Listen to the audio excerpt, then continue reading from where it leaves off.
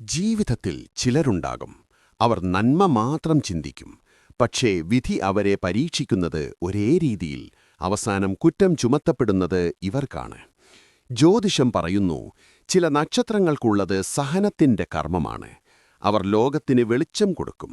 പക്ഷേ പലപ്പോഴും അവർ തന്നെ ഇരുട്ടിൽ നിൽക്കും. ഇതാ അത്തരത്തിലുള്ള 10 നക്ഷത്രങ്ങൾ. നമ്പർ 1, അശ്വതി. ആവേശവും സ്നേഹവും ചേർന്ന സ്വഭാവം.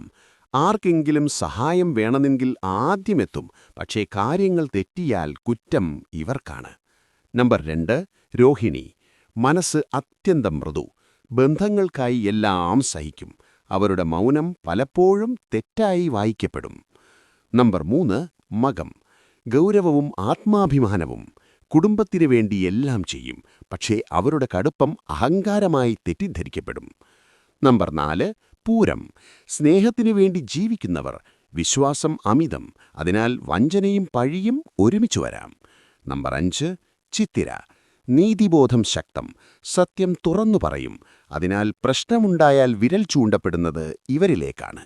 നമ്പർ 6, വിശാഖം. ദൃഢനിശ്ചയം. ഒരു കാര്യം ഏറ്റെടുത്താൽ പൂർത്തിയാക്കും. പക്ഷേ അവരുടെ ഉറച്ച നിലപാട് പലർക്കും സഹിക്കാൻ ബുദ്ധിമുട്ടാകും. നമ്പർ 7, അണിഴം. സഹനത്തിന്റെ പ്രതീകം.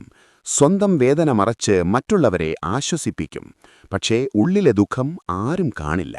നമ്പർ 8, തിരുവോണം. ഉത്തരവാദിത്വം ഏറ്റെടുക്കുന്നവർ. കുടുംബത്തിന്റെ താങ്ങായി നിൽക്കും.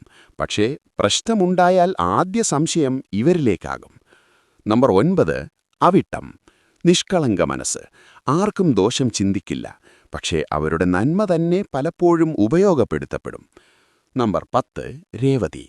കരുണയും കരുതലും നിറഞ്ഞ ആത്മാവ്. എല്ലാവർക്കും താങ്ങായി നിൽക്കും.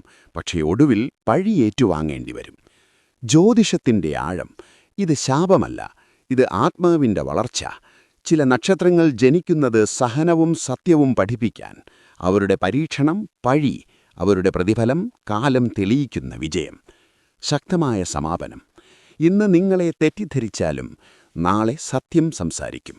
കാരണം നന്മ ഒരിക്കലും നഷ്ടമാകില്ല. അതിന്റെ ഫലം വൈകിയാലും ഉറപ്പാണ്. ജീവിതത്തിൽ ചില ആളുകളുണ്ടാകും. അവരൊരിക്കലും മുൻപോട്ട് വരില്ല. അവർ ചെയ്ത നന്മയെക്കുറിച്ച് ഒരിക്കലും പറയില്ല.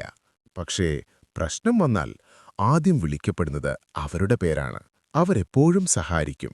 സമസ്യകൾ തീർക്കാൻ ഇടപെടും. ബന്ധങ്ങൾ രക്ഷിക്കാൻ സ്വന്തം അഭിമാനം പോലും ത്യജിക്കും.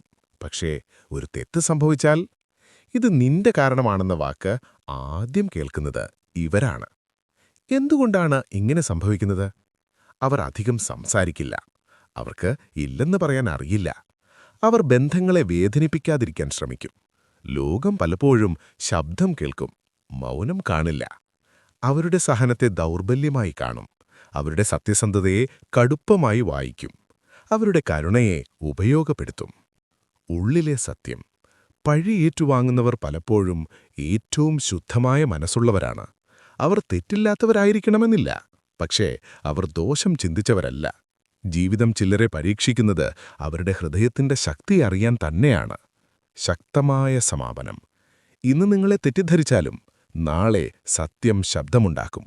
കാരണം നന്മ ഒരിക്കലും നഷ്ടമാവില്ല. പഴി താൽക്കാലികം, സത്യം ശാശ്വതം.